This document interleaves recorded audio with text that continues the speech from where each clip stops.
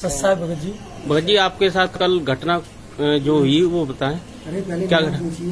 क्या नाम है? दास है और मैं मरगोजिया गांव से बिलोंग करता हूं। डिस्ट्रिक्ट एटा पड़ता है। और मैं रात बंदी छोड़ सतगुरु रामपाल जी महाराज के जो प्रोजेक्ट से सत्संग सेवा चलती है वो करके सेवा और 11 बजे अपने घर पहुंचा। और मैं लगभग 1 बजे के समथिंग घर पहुंच पाया था क्योंकि 11 बजे सत्संग खत्म हुआ था। तो मैं जैसे ही सो पाया, सोने के बाद मेरे साथ एक विचित्र घटना घटी जिसे सुनकर पैरों तले जमीन खिसक जाएगी।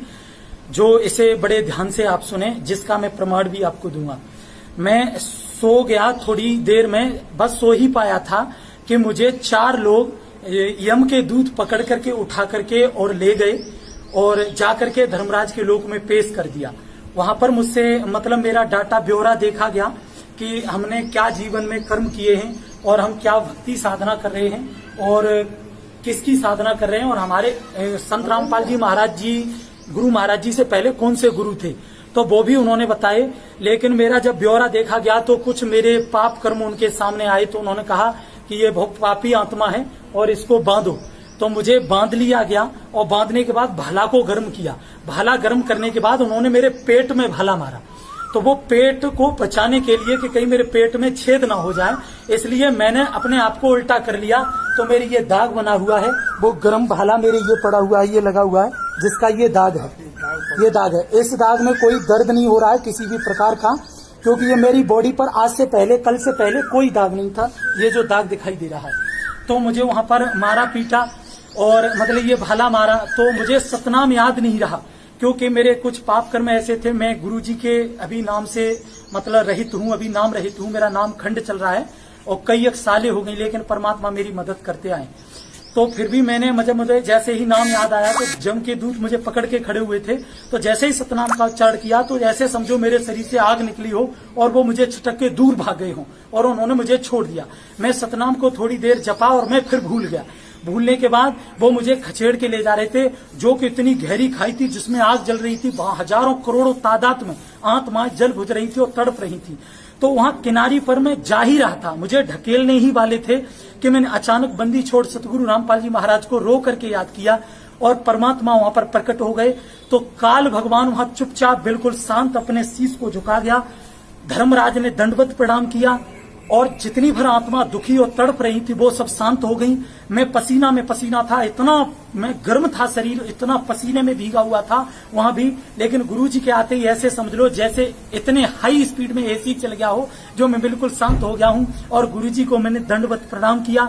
तो गुरुजी ने धर्मराज को लताड़ा और मेरे सामने कहा कि इसको क्यों पकड़ के लाए। तो धर्मराज ने कहा कि धर्मराज के दूत हो तो डांटा गुरुजी ने। तो धर्मराज के दूत बोले कि हमने नहीं, धर्मराज जी ने आदेश दिया, महाराज जी ने आदेश दिया। तो धर्मराज कहने लगा मैंने नहीं कहा, वो अपने अपने के लिए सारे हट गए। तो गुरुजी ने डांटा और कहा कि इसका देखो डाटा क्या है।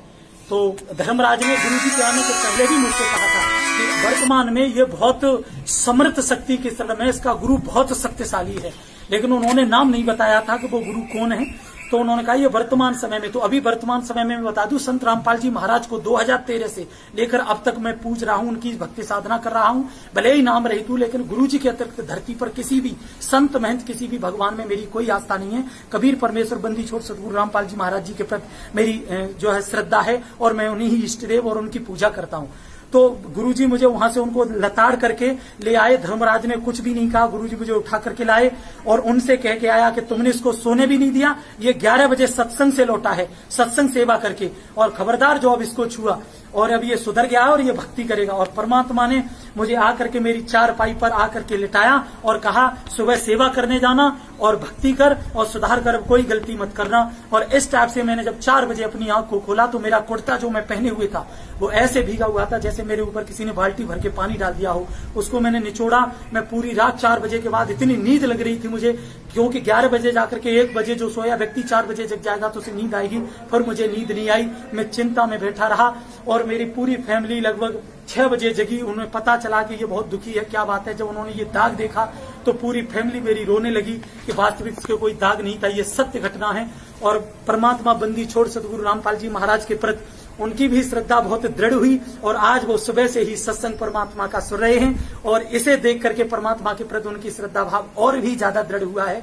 तो एक बार मेरे साथ बोलेंगे, बंदी छोड़ सतगुरु रामपाल जी भगवान की जय हो। ये प्रूव करता है, इस जैसे प्रूव को भी देख करके अगर मानव समाज नहीं सुधर सकता, भक्त समाज परमात्मा पर बंदी छोड़ सतगुरु रामपाल जी महाराज पर दृढ़ विश्वास नहीं कर सकता, तो ये हमारे बहुत टूटे हमारे दुर्भाग्य है। ये बंदी छोड़ सतगुरु रामपाल जी महाराज कबीर परमात्माएं, धर्मराज की पिड़ली कप गई थी, अगरम मगरम काल यूं करके सर झुका करके क्या था, ये लग रहा था जमीन में घुस आए। तो ये पूर्ण ब्रह्म अविनाशी है। बोलो सतगुरुदेव जी की जय हो। बंदी छोड़ सतगुरु रामपाल जी भगवान की जय हो। सत साहिब।